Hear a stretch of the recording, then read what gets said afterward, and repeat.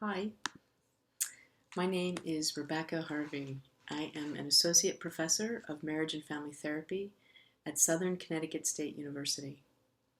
I'm going to be talking with you today about a paper that I co-authored with Linda Stonefish from Syracuse University. The paper is entitled Queer Youth in Family Therapy, and it's being published in a special edition of Family Process, edited by Robert J. Green, which focuses on LGBTQ people and their families. I'm really excited to be talking with you today.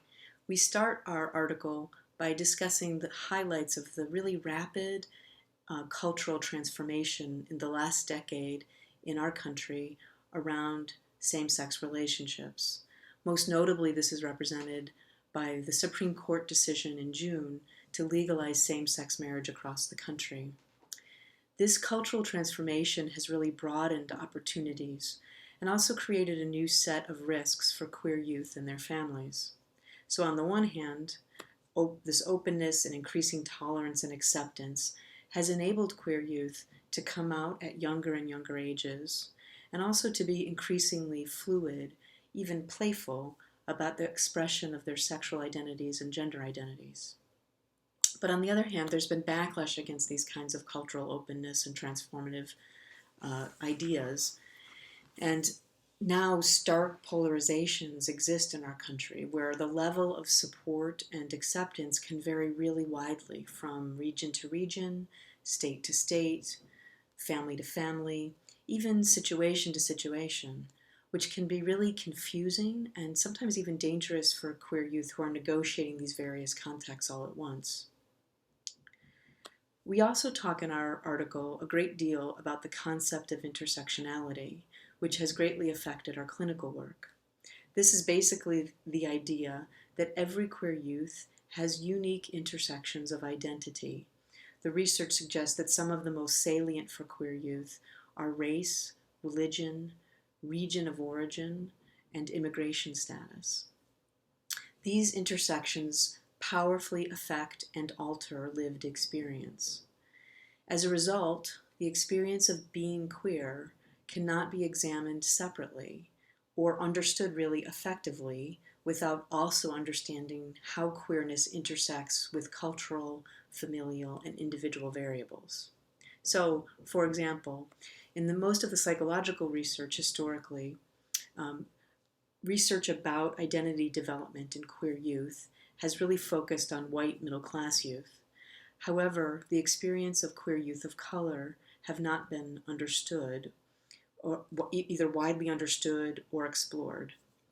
Effective treatment must be crafted to honor the singular way that individual traits, family dynamics, and cultural junctions produce unique constraints of oppression. In our article, we use composite case examples to discuss how this can be accomplished. But intersectionality should not be explored only to discover the constraints or the difficulties or the concerns. It can also be utilized to uncover hidden resilience.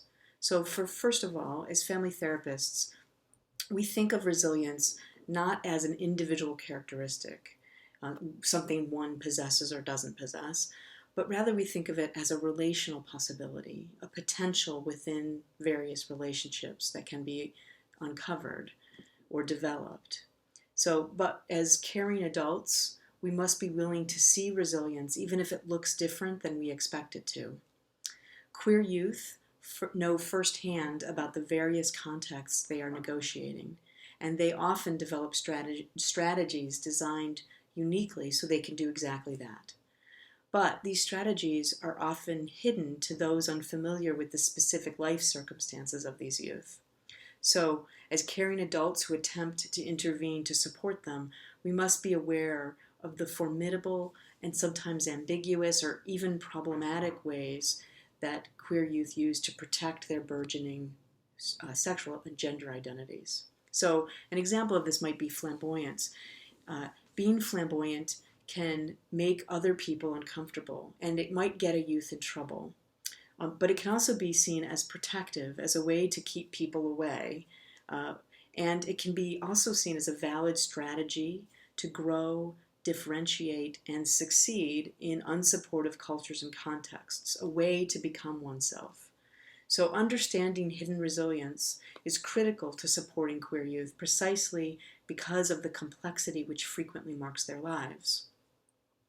If we fail to look for and find resilience, even when it's hidden, we risk over-focusing on maladaptive behavior, underestimating queer youth, and thwarting their agency.